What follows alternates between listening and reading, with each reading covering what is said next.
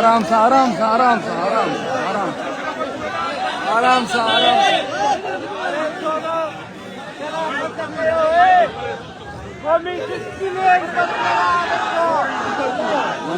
थोड़ा थोड़ा बाबा सही में सही में सही में मोबाइल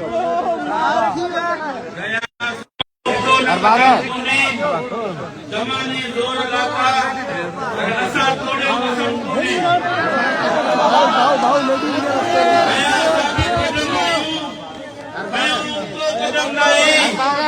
जमाने जोर लाता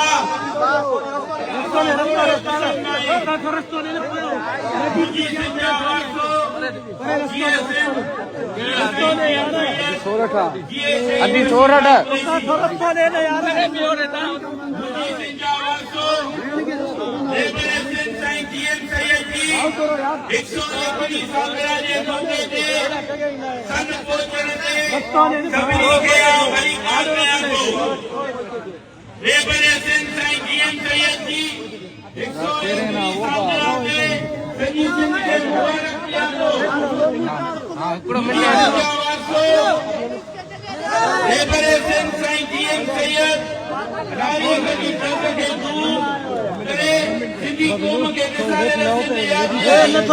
जगह थी आलमी असूलन क़ौम जी शिकिल ॾिनी सिंध खे प्यार मोहबत अमन ऐं आज़ादीअ जो फिकिर ॾिनो सिंध जे रहबर साईं जीएम सैयद क़ौमी जिदोजहद अदम तशद्दुद जी वातड़ेकारी ऐं पाण सॼी हयाती अदम तशद्दुद जी पॉलिसीअ ते हलियो रहबर साईं जीएम सैयद जे पैगाम लतीफ़ सिंधूअ जी साॼणा सिंधी कल्चर जीअं ॾिठो आहे मूं ऐं ॿिया सच खां मथे किताब लिखी सिंध जे नज़रिए फिक्र तरबियत करे रहबर सॼी दुनिया में अमन इत्तेहाद ऐं मोहबत लाइ आलमी फिकुर थींदड़ मुफ़क्किर अज़ीम आहे मुंहिंजी सिंध जा वारसो मौजूदा वक़्त में कुझु दुरियूं हथ वठी सिंध में ठीक है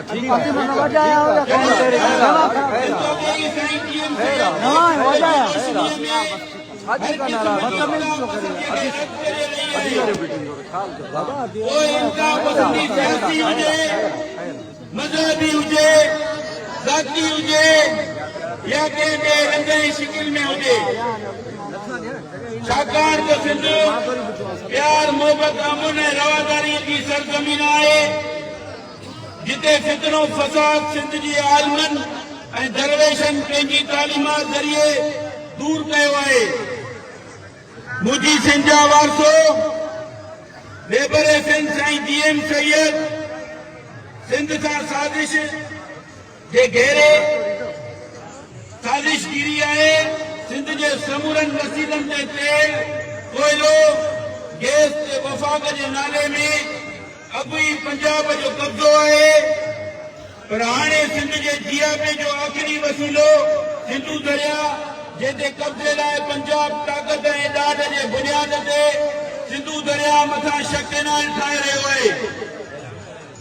जंहिंसां सिंध तबाह थी वेंदी सिंध जो वजूद हिसाब थी वेंदो तंहिं करे सिंध जो वजूद बचाइण लाइ दरिया खे बचाइण लाइ कश्मीर ज़िले में डेरा मोड़ ते 23 फेबरवरी ते धरणे जो ऐलान कयां थो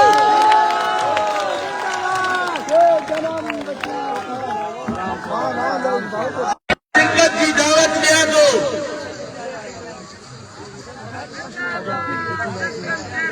मुंहिंजी सिंध जा वारसो जीअं सिंध क़ौमी माल जिस्कम सिंध जी नुमाइंदा पार्टी आहे जेका 1995 में रहबर सिंध साईं जीएम सैयद जे विछोड़े बाद सैयद जे गम खे ताक़त में तब्दील करण जे जज़्बे सां सैयद जे चालीहे ते ठही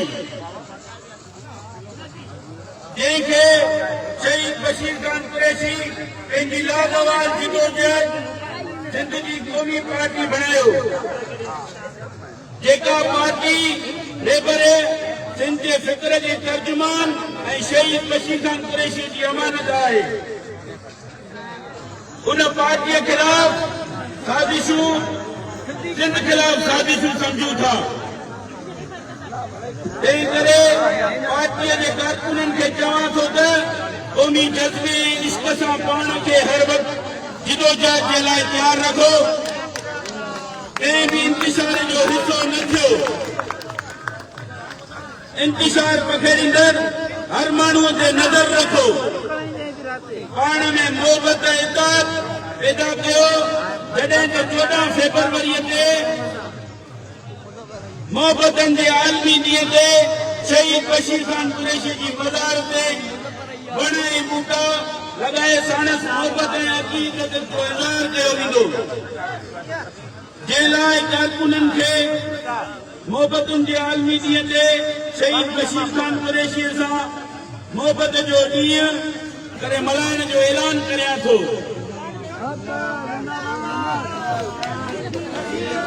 ॼाण पुटी जंजीर विया कोई ज़िंदाननि जो छा थींदो, जिन मज़लूमनि ते वार कया जिन शैताननि जो छा थींदो। माण्हू चवंदा आहिनि इहो बार बार शेर पढ़े थो, पर इन शेर में जेके लफ़्ज़ आहिनि, जेका माना आहे, उहा तव्हां गौर सां सम्झो। ॼाण टुटी ज़ंजीर विया कोई ज़िंदाननि जो छा थींदो, जिन मज़लूमनि ते वार कया जिन शैताननि जो छा थींदो, जिन शैताननि जो छा थींदो।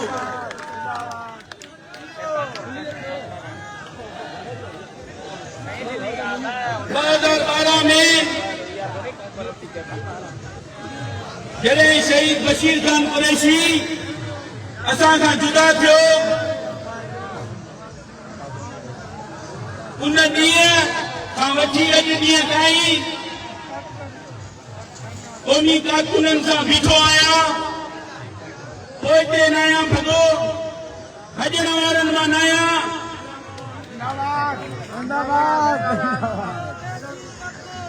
बशीर कुरैशी अॻिते बि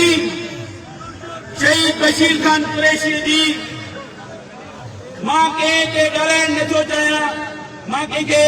तव्हां कारकुननि खां मथे कंहिंखे कुझु सम्झां ई नथो।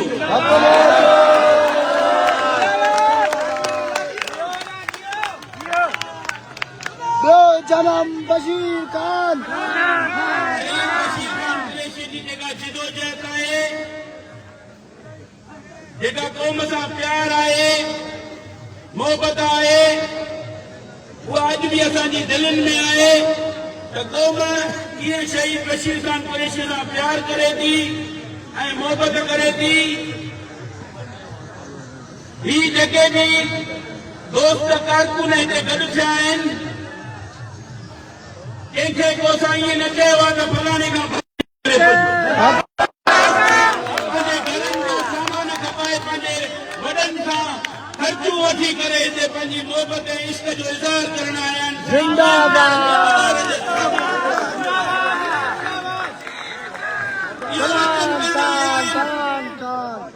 साईं जीएम सैयद तुंहिंजी जेका दसियल वात आहे, जेका शहीद बशीर खान कुरैशी असांखे ॾेखारे वियो अदम तशद्दुद जी वात, उन ते हलंदासीं, पंहिंजे मारवड़नि जी मालिकी कंदा रहंदासीं।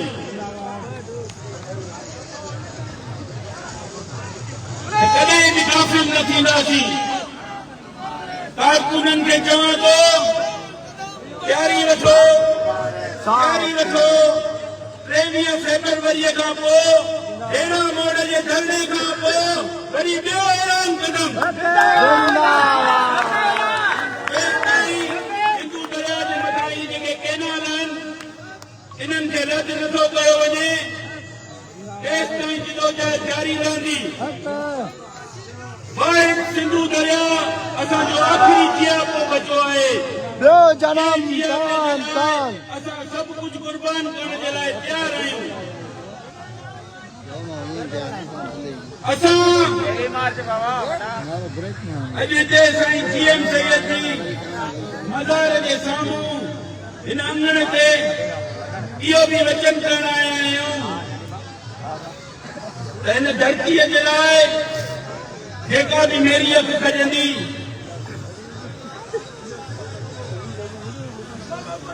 उनजो अंजाम उहो थींदो तारीख़ उनखे ॾिसंदी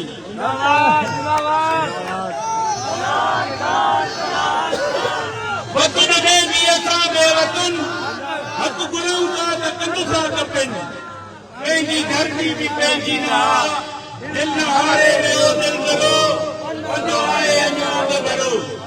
रीढ़ जी पीढ़ जी था जियूं ज़हर जा डुक था विख विख पियूं पंहिंजी धरती बि पंहिंजी न पंहिंजी धरती बि पंहिंजी न धरतीअ जा मालिक वारिस असां आहियूं पर ही जेका हिन धरतीअ जा मालिक वारिस जेके ज़िंदगी गुज़ारे रहिया आहिनि उन्हनि खे उन्हनि जे बचड़नि जे लाइ उन्हनि जे ॻोठनि में स्कूल न आहिनि अस्पतालूं न आहिनि हू पंहिंजे मासूम बचड़नि खे जॾहिं शहरनि जी अस्पतालुनि में खणी था अचनि त उते अस्पतालुनि में दवाऊं न आहिनि हिन खां वधीक ॿियो कहिड़ो ज़ुल्म हुजे हितां जा हुकुमरान वॾियूं वॾियूं बजटियूं वठनि था ज़िलनि जे नालनि ते पर उन्हनि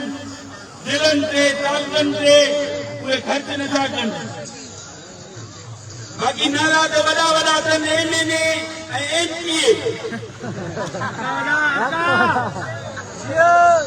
पर जेके माण्हू उन्हनि खे वोट ॾेई करे इक़्तिदार में आणनि था इक़्तिदार में अचण खां पोइ इक़्तिदार जे नशे में हू उन्हनि माण्हुनि खे विसारे विहनि था सॼी सिंध उन्हनि माण्हुनि जो घेराव कंदी जेके माण्हू उन्हनि जे वोटनि सां खेॾनि था उन्हनि जे बचड़नि जी ज़िंदगीअ सां खेॾनि था मंशात फरोश एतिरा वधी विया आहिनि जो नौजवान नस्ल जी ज़िंदगी तबाह थी रही आहे शाम खां पोइ घिटियुनि में वञो त घिटियुनि में तव्हांखे नौजवान किरियल नज़र ईंदा इहो केॾो ज़ुल्म आहे इहो केॾो कहर आहे जेका अमरे पंहिंजे बचड़े जो इंतज़ार कंदी हूंदी ऐं चवंदी हूंदी त मुंहिंजो बचड़ो के सुठे तालीम कराए को सुठो ऑफिसर थिए या कंहिं सुठे मक़ाम ते पुॼे पर उनजी अमर जेॾी महिल उनजा बचड़ा हू मंशात फरोश उनजे बचड़नि खे मंशात ॾेई करे उनखे मंशात जो आदी बणाए त उन अमर जी दिल मां छा निकिरंदो हूंदो उनजे करे सभिनी खे सोचणो पवंदो कि हिकिड़े माण्हूअ जो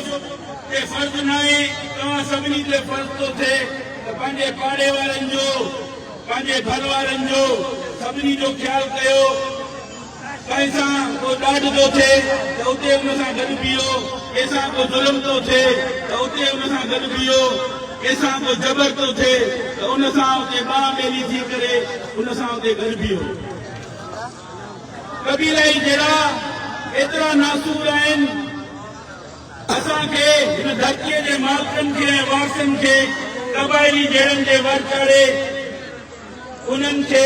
धरतीअ तां जीअं गाफ़िल रखिजे त हू जीअं पंहिंजा हक़ न घुरी सघनि हू पंहिंजे बचड़नि जे लाइ न सोचे सघनि हू पंहिंजे बचड़नि खे बहितर तालीम न ॾेई सघनि उन्हनि खे बहितर सिहत न ॾेई सघनि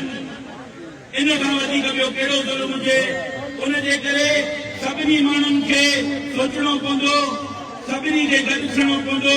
तॾहिं वञी इन्हनि मुश्किलातुनि मां निकिरी सघूं था ऐं पंहिंजे शहरनि खे को तहफ़ुज़ ॾेई सघूं था असां अॼु 17 जनवरीअ खां पोइ सॼी सिंध में जेके बि क़बाइली जहिड़ा आहिनि हिते साईं GM सैयद जे नगरीअ में अलियाबाद में खोसा ऐं माशिन जो जेको तकरार आहे उनजे लाइ मैडम से काफ़िलो खणंदासीं ऐं सॼी सिंध में जेके मुख़्तलिफ़ बिरादरियुनि जा जहिड़ा आहिनि पाण में उते अमन जो क़ाफ़िलो खणंदासीं, अमन जो पैगाम खणी वेंदासीं त पाण में निकिरो, पंहिंजे ॿारनि जी ज़िंदगी बचायो, पंहिंजे मासूमनि जी ज़िंदगी बचायो, उन्हनि खे पढ़ायो, अॻिते वधायो त जीअं उहे पढ़ी लिखी करे तव्हांजो नालो रोशन कनि।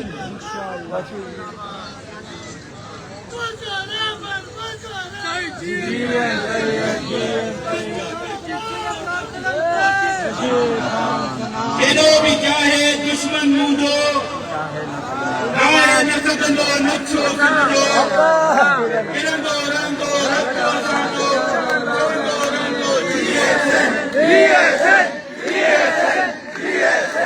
GSN GSN GSN GSN सभिनी दोस्तनि खे चवंदुमि जहिड़े सुहिणे नमूने अॼु सैयद जी सालगिरह ते गॾु थिया आहियो, इएं ॿियनि जिदोजहदनि जे लाइ बि तयारु रहो ऐं पाण खे इन जे लाइ तयारु रखो।